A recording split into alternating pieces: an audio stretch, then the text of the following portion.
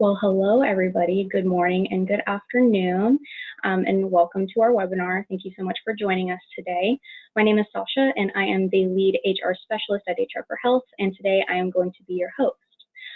So we all know that onboarding is a huge part of bringing on new talent to the team, and with the busyness of owning a new practice, sometimes processes and procedures can fall through the cracks, especially when you're excited to finally get that help that you are waiting for. However, onboarding is the most important step to take towards compliance and protecting your practice. So today I have Jill Hasselman, the Director of Strategic Partnerships, here today to help guide you through your onboarding blunders and how to fix them. If you have any questions along the way, please feel free to type them into the question box and we'll do our best to get to your questions at the end. But I'm going to go ahead and turn it over to Jill. Hi, everyone. Happy Summer Friday. So excited to see familiar names on this webinar. Love when our current clients are joining us to make sure we can take advantage of all that HR for Health can help you with. And I was so excited when I got assigned this webinar. I, of course, love doing all of them, but the onboarding feature and how cumbersome onboarding can be is really close to my heart. When I was overseeing all of the operations of HR for Health, I remember feeling super excited when you would get those new hires in, you finally have help to take some of the workload off the rest of the team, but there's that sinking feeling of having to spend so much time getting them properly onboarded. And with the features we're going to talk about today to make sure you're utilizing them, this really helps to save some time. So really excited to get into it. As Sasha mentioned, please put your questions in throughout. We will do our best to get to them at the end of the webinar. If we're not able to, of course, we will get back to you directly as soon as we can. So as Sasha mentioned, I'm Jill Hasselman, Director of Strategic Partnerships with HR for Health, and can't wait to get into it. So we just want to gauge the group right at the top. So Sasha, I'm going to kick it to you to start our first poll. So please answer this poll. Again, we just want to get a gauge for where everyone is at. So how many new hire documents are you currently providing? So 1 to 7, 8 to 11, 12 to 18, or 18 plus. So you're definitely an overachiever if you have 18 plus, but not sure we'll be mad about it. So go ahead and take a second, get that poll answered so we can see where everyone's at. Sasha, I'll let you tell me when it looks like we're getting the answers in and what those look like. Alrighty, so it looks like the answers are slowly trickling in. I love some of these numbers of documents coming through. We have about half of you that have already voted. I'm going to give maybe another 20 to 30 seconds to see if we can gather some additional people to come in. It looks like everybody so far is doing pretty okay. Maybe some areas with some improvement, but that's what we're here for today, to go over all. I was going to say, if you're not sure the answer, that's why you're here, so that's okay. Yes, this is a learning experience. So let's give it another 5-10 seconds. We're about maybe 70% of the way through. Thank you so much for everybody that's already participated. And I'll give it another 3 seconds. All right, so I'll go ahead and close it now. So it looks like from the votes that we've gotten, we have a three-way tie. So a three-way tie between 1 to 7 documents, the 12 to 18 documents, and then the 18 plus documents. So everybody did relatively pretty well. Good, yeah, and we will get into exactly how many you need, what those documents are. That's why we're here today. But thank you for answering the poll. Definitely helps us to gauge where everybody's at. And just one more poll that we also want to see what everybody's doing out there. Do you classify anyone as independent contractors? So yes or no, we'll have Sasha open that poll for you guys. Yes or no, are you classifying anyone as an independent contractor in the office? Okay, so answers are slowly coming in again. Okay, and if you don't know, that's okay. Yeah. And if you're unsure what an independent contractor is too, we can help educate you on that as well. That's what we're here for. Yep. All right, we got about half a vote so far. Thank you everybody so far that has voted. I'll leave it open for another 20 seconds.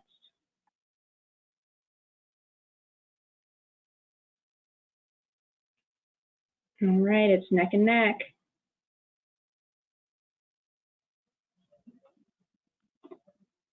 We love to see that. Okay, and I'll close it in 3, 2, 1. All right, so the answers to that poll is 50-50, yes and no. Wow. Okay, so yeah, we will get into the difference between independent contractor and employee shortly, and who is appropriate to classify as an independent contractor versus employee.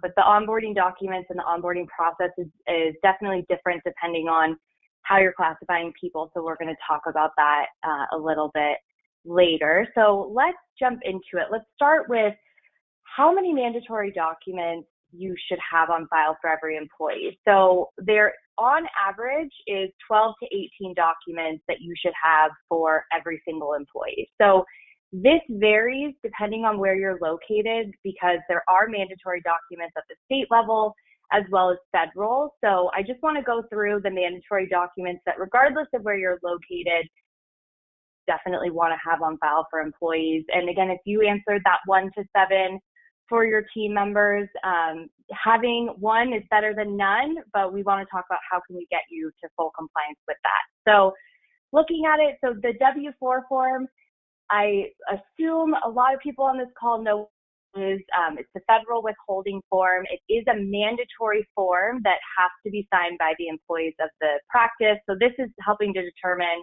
what taxes should be withheld from their paycheck. And so this is, regardless of where you're located, you want to be offering this to all of your team members. And then we'll talk about in a second what that looks like at the state level as well.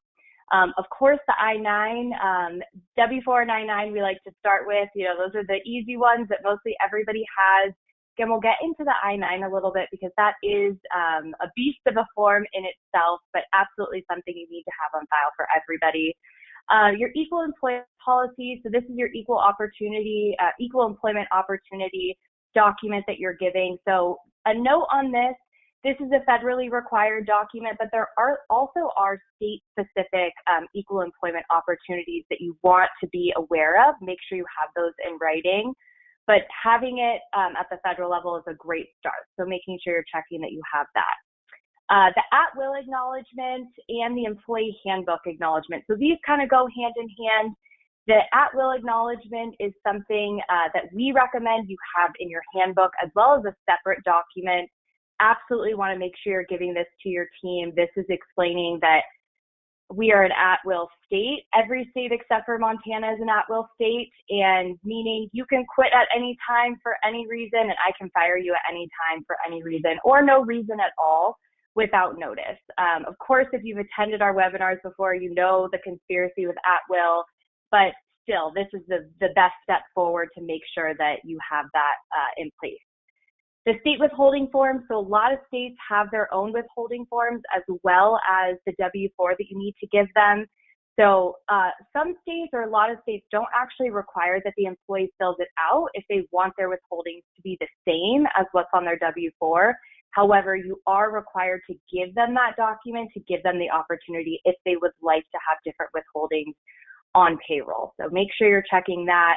And make sure you're providing that to them, regardless if they want to opt into that or not and have different withholdings. The workers' compensation brochure. So in a lot of states, you want to make sure you're giving the workers' compensation information. We all have this where we have to make sure our employees are covered. So you want to just give them information on what this is about, how to go about dealing with a workers' compensation situation, and that should be given at the time of hire. Rights for disability, so kind of similar to workers' comp, there are rights if an employee it has to go out on disability, is disabled for whatever reason, needs accommodation, so make sure time of hire as well. Wage and employment notice, this is one that a lot of states have their own specific documents that you need to give them around wage and employment notices. This explains what their wages are sick leave if that's a law that's in your state. But then there's other states that don't have a specific form, but do require for you to lay out for the employee what they're getting paid, when they're going to get paid, when their payroll is. So that sometimes if you don't have an HR support system, that you might be drafting yourself, but make sure that you have that. Really important for regardless of where you are, but it just depends what type of document you're going to give them if there's already one the state requires. Pregnancy leave and family leave rights brochure. So again, if you have pregnancy leave, anyone that has more than 50 employees does have to follow FMLA. We have a lot of state-specific laws around this.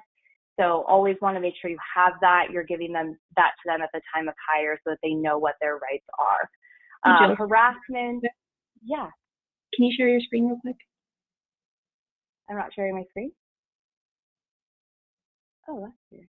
Sorry, guys. 1 second.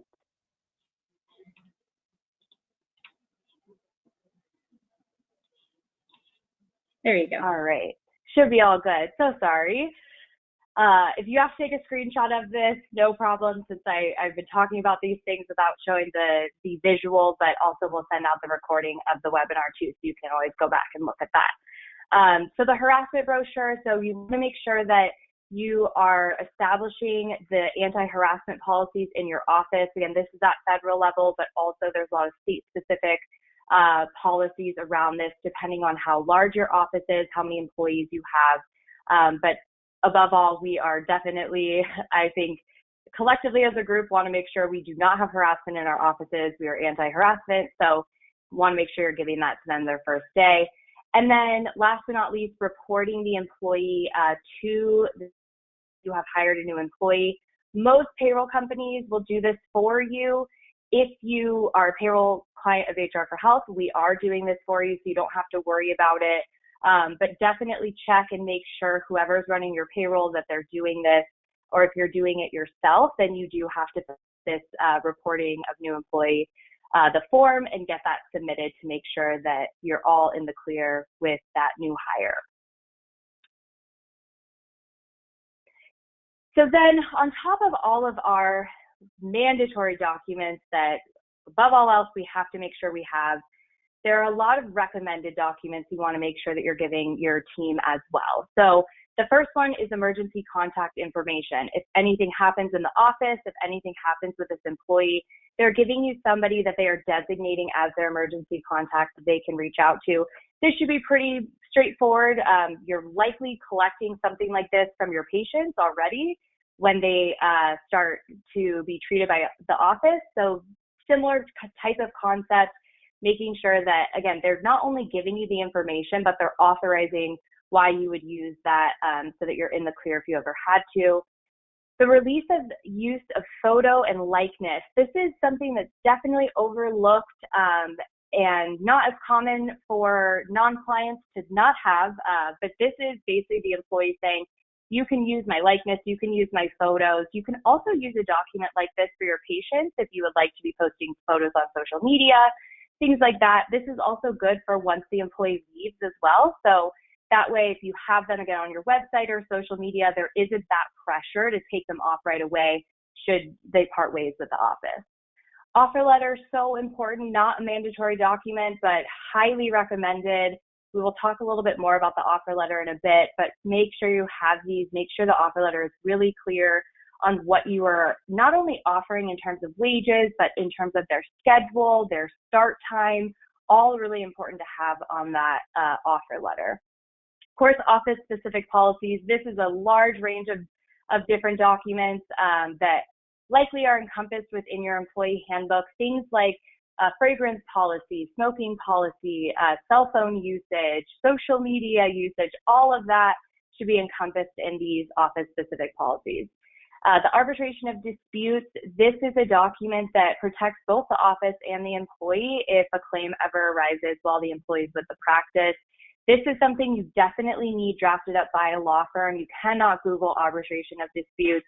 It is specific to where you're located. It's really important you are getting this from a legal team so that you're protected and can actually use it. Direct deposit form, it is not if employees want to get paper checks, you have to let them do that.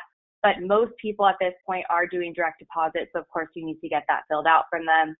Job descriptions, so important, often overlooked, but really, really, really important to get that in place day one for your team so that they know exactly what's expected of them.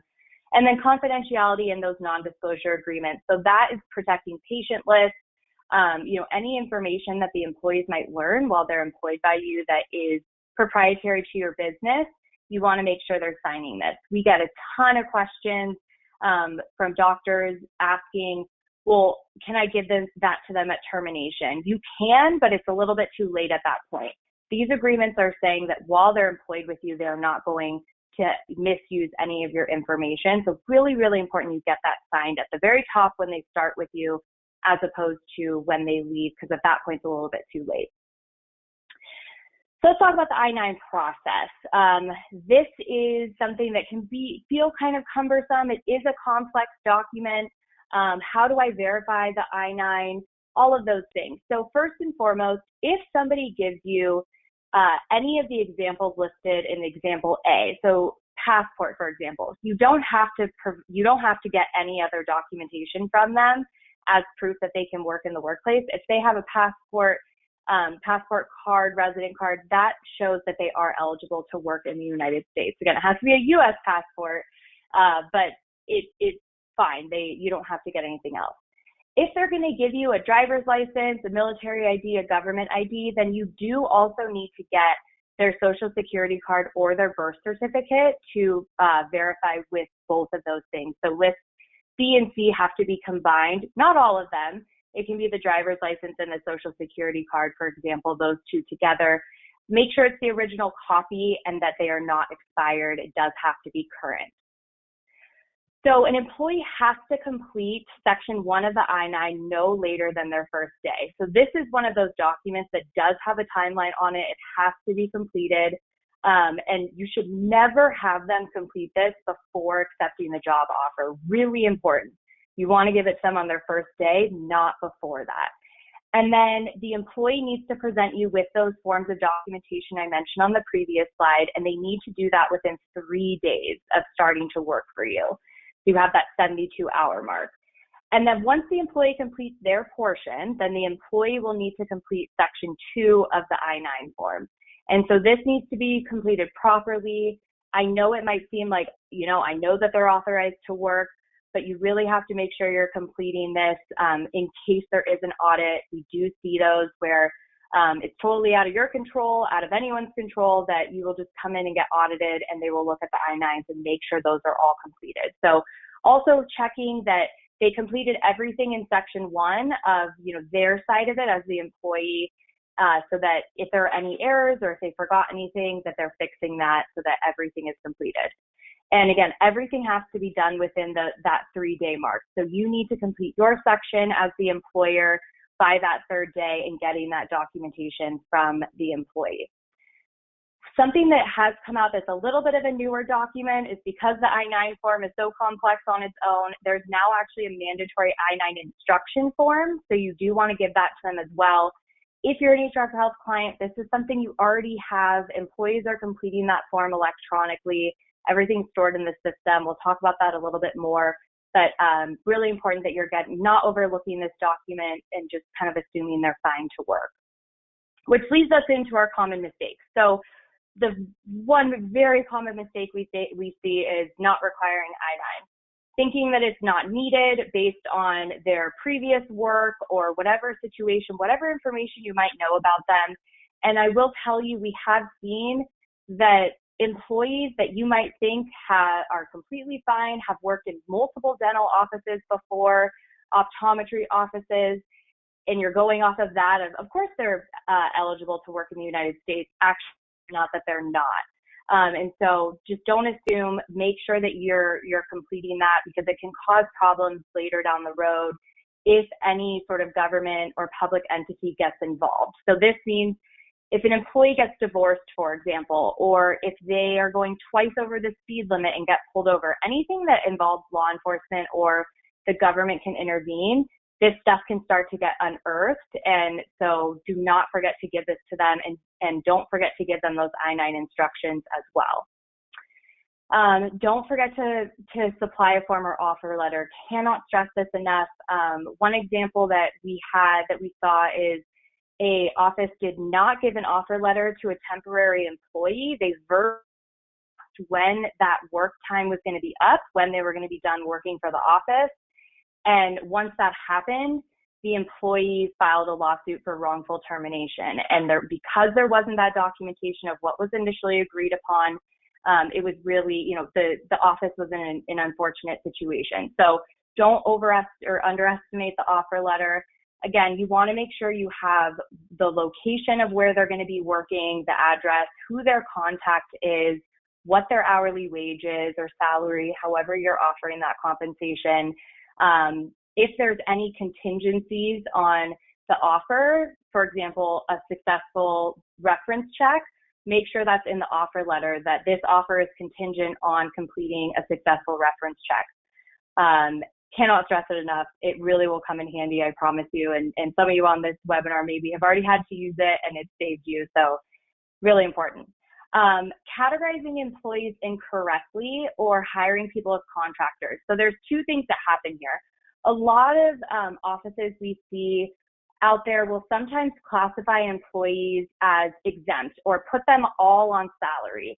And look back at our other webinars. We've definitely done these before. If you have questions, ask us about it. But truly, the only person that can be exempt in your offices is a true office manager, somebody that is able to make business decisions, hiring and firing decisions, manages more than one employee. Those are all characteristics of somebody that is exempt and is fine to be on salary. If somebody is non-exempt, you can still put them on a salary, but you just have to make sure that overtime is being calculated, lunches, breaks, all those things. So putting somebody on salary doesn't just negate them from having to use the time clock or from getting lunches and breaks. Still have to make sure you're doing that. Also on the independent contractors. So we could do a whole webinar on this. Long and short is most people in your office are not appropriate to be in contract. There's the ongoing debate of can associate contract really depends on what state you're in. Some are a little bit more lenient when it comes to case law than others. But I think it's really important to note here is an independent contractor, that means that you don't get employee benefits in a lot of situations. And what we saw when COVID happened and when all of these layoffs were happening, people that were incorrectly classified, like hygienists that were contracted as independent contractors, were in a situation where they wanted to apply for unemployment, but that's not a benefit that they would be eligible for because you're not paying taxes into that fund for these independent contractors. And thankfully, the government figured it out and eventually was able to figure out how to give them that pay and those benefits. But it's really important. Not only is it not out of compliance, but again, if something like that ever happened, it really put into perspective of how detrimental it can be to the employee if you're incorrectly classifying them. Also, the IRS cares a lot about that, and employment law. So you have both of those categories of the government that do care about this, and so really important in the long run, it's not worth it. If you're categorizing anybody as independent contractors and you have questions, as Sasha mentioned at the top of this call, that's something we help with. So let us help you to figure out how to, if they are correctly classified, and if not, how to change that and get it remedied as quick as possible. For communication, with policies, this is a myriad of things, usually just not having a way to give them your policies, give them that transparency. And so that's what we want to talk about, is how to fix that.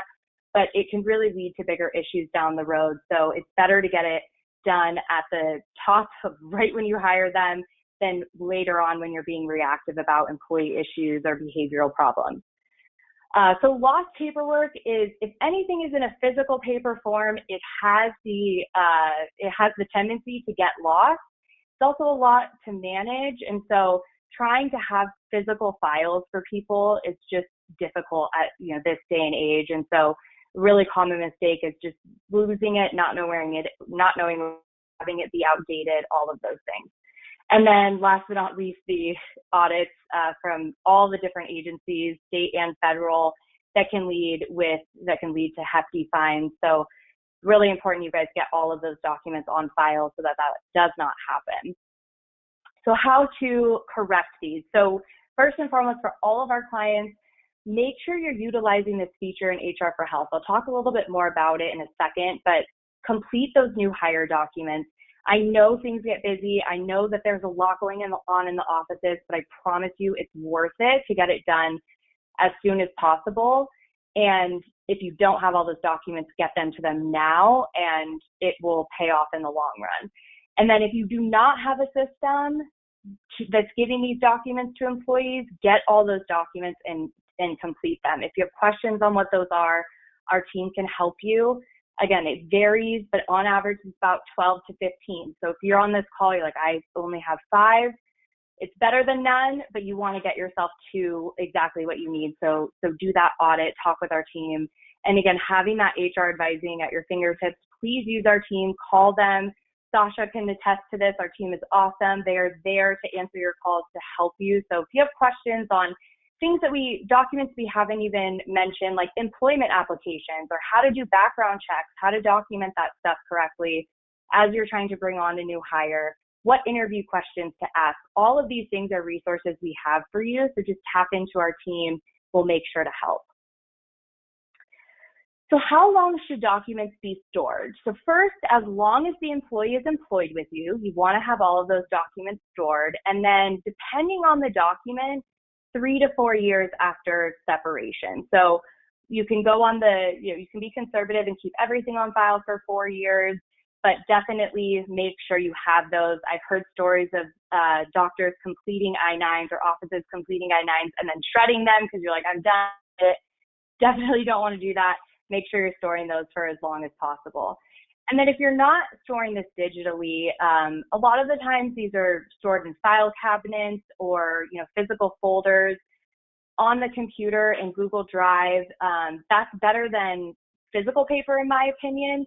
The downside of this though is not everything is secure. So we've heard of a lot of offices getting hacked via the Wi-Fi, things like that. So that can be the downside. If it's physical, we've seen natural disasters that have happened, fires, hurricanes. You can just all of a sudden lose all the documentation. So having it physical is a risk, definitely. And it also just takes a ton of time to organize and manage that. And so we're recommending that you're getting everything electronically stored. For our clients that have their documents maybe outside of the HR for Health platform, you can actually upload those documents into the system to get them securely stored if there's anything that maybe an employee signed prior to you being a client. So if that's a roadblock of you starting to use our documents feature, don't rest assured, our team can help you to get those uploaded and stored, and I'll show you what that looks like in just a second. So this is an example of how everything is electronically stored in HR for Health. So check your HR for Health account, make sure that you're getting your employees to sign everything. You can see it date and time stamped, when they signed it, everything's electronic, and even informational documents. So it doesn't have to just be things you want them to sign. There might just be things that you need to notify them of, and that's even stored here. The employee can view it, but just knowing that it's informational. One of the best things too about the employee handbook is it's always super hard to track down who signed it, is it, and when it's in here, the employee can access it whenever. You can see they have that signature, and if they ever ask you a question on, what's our jury duty policy? I got summoned for jury duty. What do I do now? You could say, instead of taking that time to answer the question, you can say, hey, you can go onto your HR for Health account, read our jury duty policy, and do the instructions of exactly what it lists out there. So it frees up your time. So I mentioned the arbitration of disputes earlier. So this is a highly recommended document. As I mentioned, this is something you definitely need to get from a law firm or all of our HR for Health clients. You do have this in your HR for Health offices, in your accounts.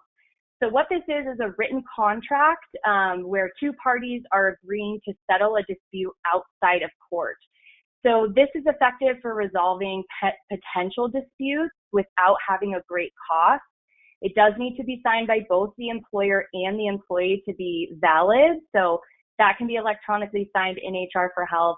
And a lot of the times, if an employee is going to file a claim and the lawyer sees that you have an arbitration of disputes document, they're like, well, they got their stuff really buttoned up, because that's a rare document to see, and it can sometimes deter that from even filing anything. So really great document to have.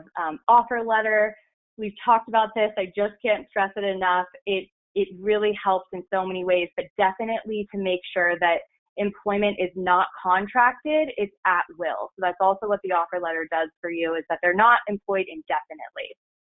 The wage and employment notice to employees. So this has to be given at initial hire. If anything changes, it needs to be in writing. And again, it is required by law, so make sure you're giving that to the team. Anti-harassment policy. This is something you can add into your handbook. We at HR for Health, we give a separate document on the new hire checklist as well as in the handbook to make it very clear. We see claims a lot on wrongful termination, things around harassment, and even though it's not happening, this is going to, or it might not be happening, this is going to be your first line of defense to show that, look, we have this policy, and in that policy it's explaining if something's happening, what the employee is supposed to do to notify you, and then making sure you're taking the correct steps. And then equal employment policy. So this is something that ideally you're having on your employment applications. You're making it very clear when you're hiring that you are an equal opportunity employer, and that you will follow all of those policies and aspect to employment. So not discriminating based on a lot of different things, pregnancy, age, anything like that. That's what these policies encompass. And again, this is state specific, so check to make sure you have that. Again, if you're a HR for Health client, you're good. You already have these things. You don't have to worry about it. And then the at-will agreement I mentioned, we recommend this is actually a separate document as well as in the employee handbook. So that's really clear. At will, that combined with the offer letter shows that there is not implied employment forever, that you are an at-will employer.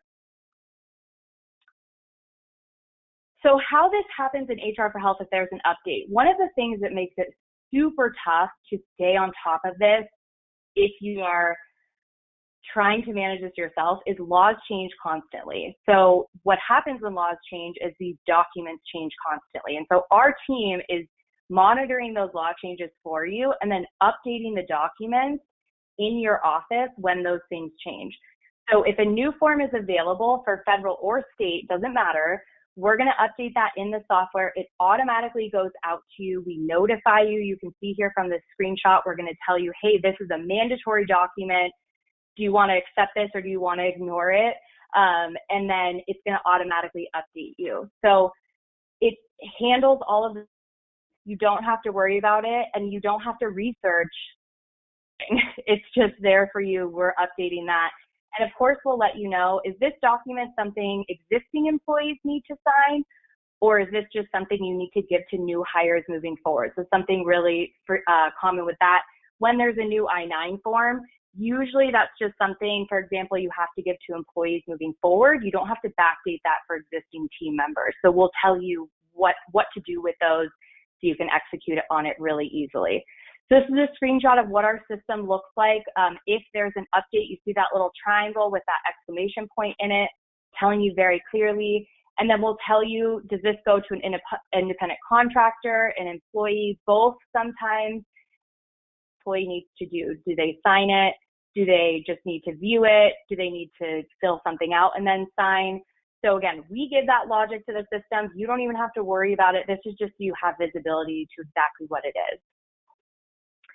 So the state-specific documents we've kind of touched on, but again, this is where a lot of the variation comes in. And so making sure you're using it through HR for Health, you're just going to get these updates. You're going to get all these documents. Nothing that you need to stay on top of. We update it. We've got it for you. We're going to explain to you what these documents are. Like I mentioned, you can always call our team, but also right in the software, it'll tell you exactly what the document is, the purpose for it, how to use it. So if any employees ask questions, you always have the answers to that. You can also send employees documents or independent contractors. So our system knows if they're categorized as an independent contractor, it's going to automatically send a separate type of documentation to them. versus if they're categorized as an employee, it's going to send those documents. So again, nothing you have to think of, it just does it for you. The system's cloud-based, so everything's stored, secure, electronic. You can access it whenever you want to. And then it auto sends to the new hires. So this is what I was talking about when I would love to get my time back when I was running the operations with HR for Health is you put them into the system and then they just automatically get everything sent to them and they go through and self-service and sign. So it gives you a ton of time back. And then it also is auto-filling as much information as the system knows. So the employee doesn't have to go through and keep typing things in. So things like their name, address, the company name, all those things are auto-filling. So it really reduces the time that they need to complete these documents. And this is what it looks like. So you can see as my to-do, I have 26 documents I need to fill out. I just click on that and then it brings me right to the document. I electronically sign it here and then it's stored in my file. And again, this is where we're showing you what's mandatory, what's recommended. And you can see in this little the top right corner, this add file button. So this is where if there are specific documents to your practice, you can put those into the system, no problem. And it will be stored electronically. And here you can see it's stored in each individual employee file. Think of this as your physical file you might have is now digital, make it really easy. So as we wrap up, before I take it to Sasha for questions, again, if you are not utilizing this feature, it is by far our highest rated feature. It's such a great use of your time to really save. So if you're, maybe utilizing us for our HR advising and handbooks or time clocks, make sure you're having the employees do their documents through the system so you're protected and your time is saved. Any questions, go to our website. You can request a call. It'll go directly to our team and they can help you to get that all up and running for you. So thank you. Sasha, I'll kick it back to you. I know we're a little over, so I don't know if we have time for questions, but you tell me. Yes, so we are a tiny bit over, but I do have one question that we had come in through the chat. With regards to updating the new hire documents in the portal, when those documents are updated, are the old documents automatically deleted from the new hire checklist? Yeah, so if an employee has already signed something, that's always going to be stored in their file. So it's not going to delete that. But let's say that there's a new W-4, that will replace the existing W-4 on the new hire checklist. So that can go out to any future employees and you're updated on that. So again, nothing they sign gets erased, but we will constantly update the checklist so that you don't have 3 W-4s in there, for example, you just have the most recent one. Perfect. Awesome. Thank you. Well, thank you so much for presenting today, Joe. We really appreciate it. And I think we all stepped away from this webinar learning a little bit more about documents and processes and hopefully gave our audience a little bit of a sense of relief to show them that onboarding isn't always that scary. But we don't have any other time to go over any other questions. But if you did leave any questions in the box, please note that we will ensure to reach out to you to make sure that your questions are answered. But we want to leave off on a good note. Happy Friday to everybody. Thank you so much for joining us. Happy Friday. And feel free to reach out if you have any questions. Our team's always available to help. And I hope you all have a great weekend. Thanks, everyone.